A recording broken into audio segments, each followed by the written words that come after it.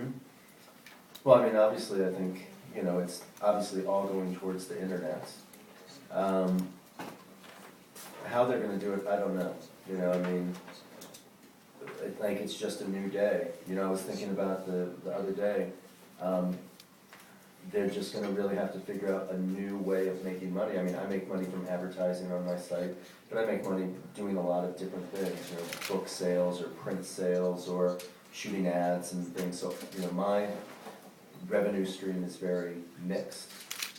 But, I think it's a new day when someone like Kanye West, he really rebuilt his image, putting these songs on his website and just giving them away for free, and really helped kind of rebuild his image and, kind of built up for the next album. I think people are really going to have to think about a new, he just basically gave away some of his best hits, in the past couple of months, and it's something absolutely new. I mean, I've never seen someone that big just give away some of his best work.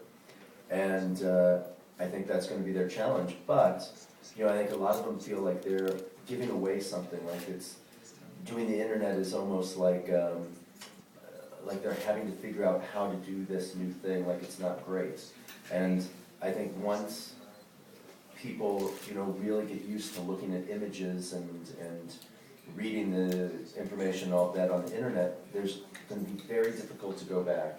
Because, one of the things I know helps my photographs is when you look at them on the internet, it's like looking at a photograph on a light box. The light that comes out of the screen, just brings the photograph to life the way that it's very difficult to bring that same image to life on a printed page. So, even someone like, when I was working at Style.com, I asked them all the time, how are you guys not putting editorial on the internet? How are you not creating your own editorial for Style.com on the internet? And they could never give me a straight answer.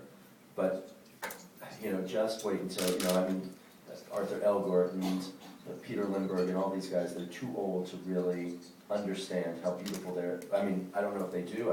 They're all shooting digitally now, so they understand that element.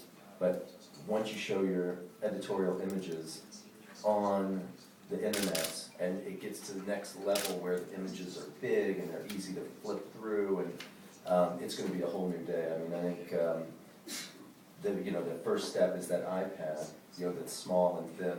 I mean, I don't think we're very far away from an iPad being that thin, from the internet, because this stuff's just going to get cheaper. And I think you're going to be able to buy a digital newspaper like this, and you can fold it up, put it in your pocket, turn it on. I mean, I don't think that's very far away. And I mean, how beautiful it's going to be to, pick this up and either download whatever and be able to flip through, big size images on something that thin that you can just fold up and put in your pocket and take off or whatever, roll up.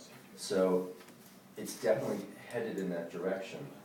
But it's going to be up, and I think it's going to be people that we don't know. I think it's going to be some sites, who would have ever thought that blogs would be where they are now? Nobody really saw it coming the way that it happened. So I don't think it'll be New York Times or Vogue. I mean, look, Vogue has got all the money in the world, and they still have not got a strong internet presence for something that's really showing something interesting and new and unique. It's going to be, someone just out of the blue, like, Show Studio had the chance of doing that, and it never really killed it the way that it could have. So I mean, I think it's just going to be some new player that we don't know yet that's going to turn it upside down and see the world in a whole new way.